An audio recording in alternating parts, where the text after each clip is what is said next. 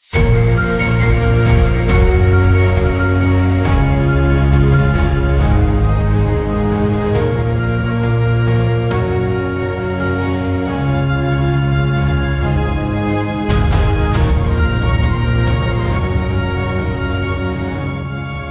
Indonesia di ronde 4 kualifikasi Piala Dunia 2025 adalah tim-tim familiar. Ada Arab Saudi yang sudah pernah ketemu di ronde 3 dan Irak yang jadi lawan main di ronde 2. Namun, ketimbang menghadapi elang hijau, nuansa balas dendam lebih menguat untuk laga menghadapi singa Mesopotamia. Wajah-wajah pemain tampak tegas, ada kilau lelah dari perjalanan panjang. Namun yang lebih kuat adalah api yang tumbuh di mata mereka. Api yang nyalanya dari sebuah ambisi untuk mengejar ketertinggalan kualitas dari Irak. Semua pun tahu, balas dendam ini bukan tentang merusak atau pertumpahan darah, tetapi tentang menuntaskan cerita dengan cara yang paling elegan. Dengan kerja keras, kreativitas, dan solidaritas, apakah Indonesia mampu membuktikan kepada Irak bahwa mereka adalah tim yang jauh lebih baik ketimbang tahun lalu?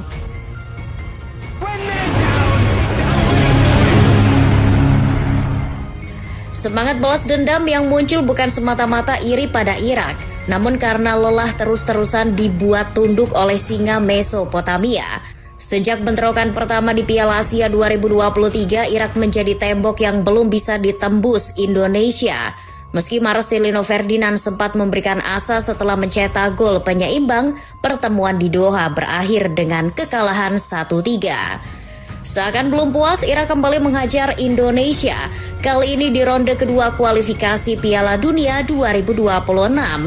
Dari pertemuan pertama di Basra yang berakhir dengan skor telak 5-1, hingga duel di Jakarta yang kembali berpihak kepada singa Mesopotamia, Indonesia era Sinteyong tak sekalipun mampu mencuri poin dari Irak. Itu fakta pahit yang membayangi langkah Garuda di ronde keempat kali ini. Namun catatan ini segera diubah menjadi bahan bakar non-subsidi. Melalui setiap luka itu kini terbangun kesadaran bahwa ronde keempat bukan hanya soal bertahan hidup di grup neraka, tapi juga tentang kesempatan membalikkan stigma. Apalagi kini situasinya jauh berbeda, Indonesia tak lagi ditangani Sinteyong melainkan Patrick Kluivert. Pria asal Belanda ini adalah legenda hidup sepak bola. Nama sekelas dia membuat lawan maupun media internasional menaruh respek lebih kepada Indonesia. Efek psikologis ini penting. Indonesia tak lagi dipandang remeh, bahkan sebelum kick-off dimulai. Dengan rekam jejak sebagai pemain yang pernah satu ruang ganti dengan bintang-bintang besar, Kluivert tahu bagaimana menghadapi ego dan karakter pemain. Ini berguna untuk mengelola skuad Indonesia yang kini dihuni banyak pemain diaspora dengan latar belakang sepak bola Eropa. Seperti yang kita tahu, ego tinggi dari pemain-pemain tertentu kabarnya sempat jadi masalah di era sebelumnya. Sementara Irak justru sekarang tak lagi dikelola Jesus Casas, pelatih asal Spanyol yang kerap jadi mimpi buruk skuad timnas Indonesia. Saat ini singa Mesopotamia ditangani oleh Graham Arnold, pelatih yang sebelumnya menangani Australia. Jelas ini sebuah kemunduran yang nyata. Entah apa yang ada di pikiran Irak. Mengapa mereka mempekerjakan pelatih gagal? Pelatih yang justru tak mampu mengalahkan Indonesia di ronde ketiga. Jika kalian masih ingat, Arnold langsung dipecat oleh Australia tak lama setelah ditahan imbang Indonesia pada September tahun lalu. Tapi sepertinya Irak tak sebodoh itu dengan mempertaruhkan nasib tim nasional di tangan orang yang gagal. Pasti ada alasan tertentu mengapa Irak yakin bahwa Graham Arnold adalah sosok yang tepat untuk bisa menghadirkan kejayaan. Satu poin yang tak boleh dihilangkan dari Arnold adalah reputasi di masa lalu. Pelatih berusia 62 tahun ini sudah pernah memimpin Australia di pentas Piala Dunia, tepatnya di Piala Dunia 2022. Bahkan Arnold membawa The Socceroos lolos ke babak 16 besar. Selain dari pelatih itu sendiri, Irak punya kelebihan lain jelang menghadapi Indonesia. Pertahanan mereka dikenal kompak dengan jarak antar lini yang dijaga ketat sehingga lawan kesulitan menemukan ruang di area tengah. Itu sudah dibuktikan di 3 pertandingan terakhir Irak. Dari 3 laga itu, Irak hanya kebobolan 1 gol. Setiap kali kehilangan bola, Irak segera mengunci area berbahaya. memutus jalur umpan lawan, dan menunggu momen untuk melakukan transisi cepat. Dari situ mereka biasanya mengalirkan bola panjang langsung ke sayap atau penyerang utama. Strategi direct play ini kerap berhasil memanfaatkan celah lawan yang terlalu maju saat menyerang seperti Indonesia. Sementara itu faktor jarak yang tak terlalu jauh dari Arab Saudi juga jadi keberuntungan bagi Ali Jassim CS. Pertama, perjalanan mereka tidak terlalu jauh. Itu tidak menciptakan situasi jet lag yang kemungkinan dialami oleh pemain-pemain Indonesia yang kebanyakan dari Eropa dan Asia Tenggara. Jarak yang dekat juga memungkinkan masyarakat Irak memenuhi Stadion King Abdullah. Walaupun begitu, bukan berarti Irak datang tanpa celah. Di balik struktur permainan yang kompak, ada titik rawan yang bisa dimanfaatkan lawan yang disiplin.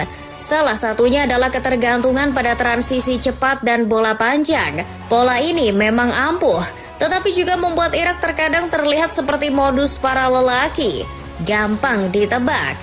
Ada juga persoalan ketergantungan pada sosok tertentu di lini depan, khususnya Aimen Hussein. Jika ia dijaga ketat atau tidak dalam kondisi terbaik, efektivitas serangan Irak menurun drastis. Ini jadi tugas khusus bagi Jay Itzes untuk meredam setiap pergerakan dan lompatan Hussein. Keberadaan Graham Arnold sendiri menjadi paradoks di kubu Irak.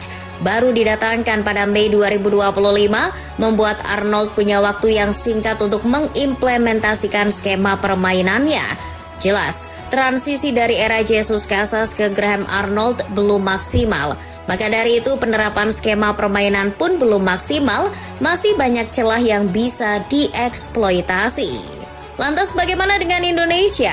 Di tangan Patrick Kluivert, skuad Garuda bukan lagi tim yang hanya menumpuk pemain di depan gawang sendiri.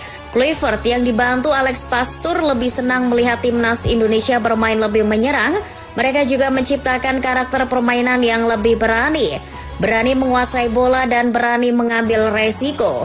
Dalam beberapa pertandingan, Indonesia mampu mendominasi penguasaan bola terutama di babak pertama.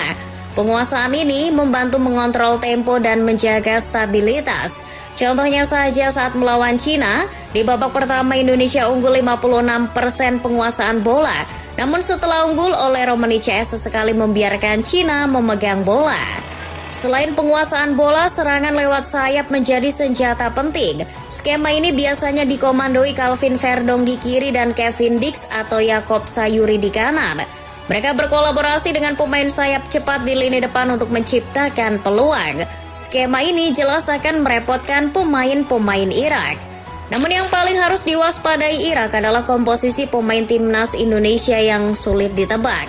Di ronde 4 kali ini, Patrick Kluivert membawa pemain yang belum pernah dihadapi Irak sebelumnya, seperti oleh Romani, Miliano Jonathans, Joy Pelupesi, Kevin Dix, hingga Beckham Putra.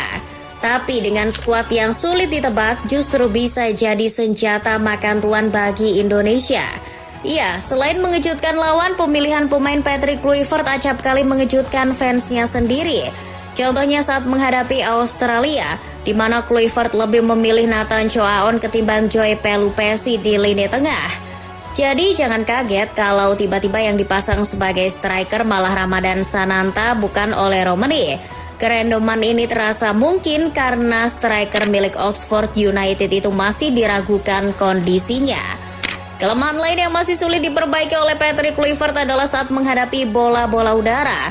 Lawan dengan striker jangkung dan kuat fisik seperti Irak kerap menemukan keuntungan lewat duel udara atau situasi bola mati. Konsentrasi pemain belakang Indonesia dalam mengawal pergerakan di kotak penalti juga beberapa kali hilang di momen krusial sehingga membuka peluang gol. Saat sibuk menyerang pun Indonesia acap kali kelabakan saat menghadapi serangan balik cepat. Hal-hal semacam ini terekspos saat menghadapi Australia. Kita bisa melihat bagaimana terbukanya area pertahanan karena garis pertahanan yang kadung tinggi saat menyerang. Kedua tim sama-sama memiliki celah di sektor pertahanan. Baik Irak maupun Indonesia pasti akan bermain lebih hati-hati. Hasil imbang barangkali jadi hasil yang tak terlalu muluk-muluk bagi Indonesia. Namun jika Jay Itzes bisa mematikan pergerakan Aimen Hussein dan trio lini depan mampu memecah tembok pertahanan Irak, maka menang tipis bisa jadi hasil yang menggembirakan.